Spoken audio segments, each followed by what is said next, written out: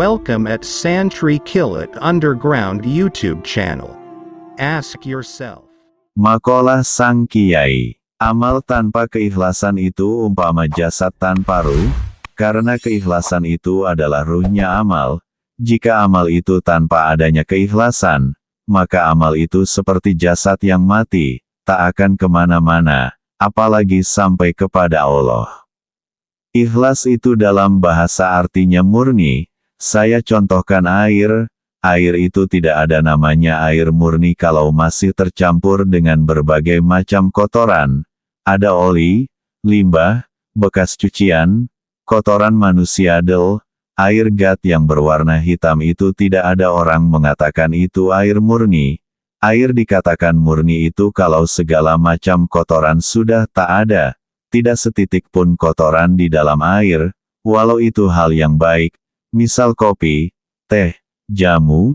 Jika air bercampur jamu, maka orang akan mengatakan itu jamu.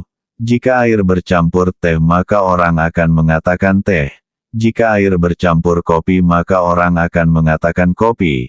Nama air sudah berubah karena sesuatu yang mencampurinya. Padahal secara hakikat jika sifat benda lain itu dipisahkan dari air, maka air itu akan baru dikatakan air murni. Nah, air yang murni itu baru akan bisa dibentuk sesuai keinginan orang yang mencampurnya. Air yang murni inilah umpama keikhlasan itu.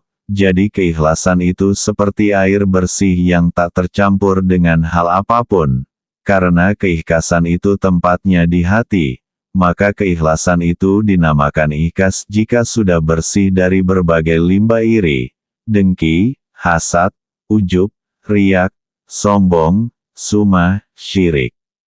Setiap kotoran yang mengotori keikhlasan itu satu bentuk kotoran, ada banyak cabang ranting di dalamnya. Jika diurai molekul-molekul di dalamnya maka akan banyak sekali pembahasannya. Dari cabang yang besar, sampai ke ranting yang kecil, bahkan orang kadang tak menyadarinya walau sudah melakukannya karena sangat lembut bentuknya. Manusia akan habis waktu jika untuk mengurai berbagai molekul yang menyebabkan ikhlas itu tercederai, akan disibukkan dan habis waktu umurnya untuk memisah segala sesuatu yang bisa merusakkan amal. Makanya Allah berfirman, Ar-ruhu min amri Robbi, urusan ruh. Ingat, di atas bahasannya, ikhlas adalah ruhnya amal, ruh itu urusan Allah, ruh di sini adalah ikhlas. Ikhlas dan pembersihannya hati dari sifat tercela yang merusak keikhlasan itu urusan Allah. Yang bisa membersihkan adalah Allah. Kalau kamu menempati tempat kedudukan Allah sebagai orang yang membersihkan ikhlas ruhnya amal, maka kamu akan menemukan kebuntuan, karena yang bukan urusanmu, kamu kerjakan seakan-akan itu adalah urusanmu. Pahami. Urusanmu adalah selalu berzikir kepada Allah, mengingat Allah itu adalah wujud memasrahkan urusan kepada Allah, berserah diri kepada Allah, bagaimana menyerahkannya?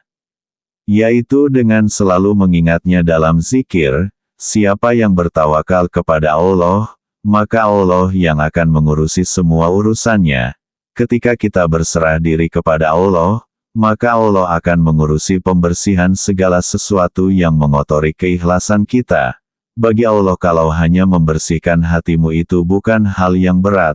Allah itu mudah mengurusi alam semesta raya, apalagi hanya hatimu yang kecil dan remeh itu. Ketika Allah mengurusi pembersihan hatimu, maka ikhlas itu akan memancar dari hatimu, karena bersih dari kotoran tercela. Jadi kesimpulannya, tandanya kamu itu akan diberikan keikhlasan beribadah, atau ibadahmu ada ruhnya, maka Allah akan menguatkan hatimu dan anggota tubuhmu untuk melakukan zikrullah. Karena dengan zikrullah tandanya kamu dalam penyerahan segala urusanmu kepada Allah. Ketika kamu istiqomah zikrullah itulah Allah akan mengangkat derajatmu, sampai menjadi orang yang ikhlas. Tapi ketika kamu naik ke setiap derajat, maka Allah akan mendatangkan ujian-ujian, agar kamu layak diangkat dinaikkan ke derajat yang lebih tinggi, sampai kepada derajat ikhlas. Sebaliknya, Jika kamu bukan termasuk dalam golongan orang yang ikhlas, maka kamu akan dijadikan jadi orang yang malas zikrullah. Zikir terasa berat dan sampai kapanpun kamu bukan termasuk orang yang ikhlas.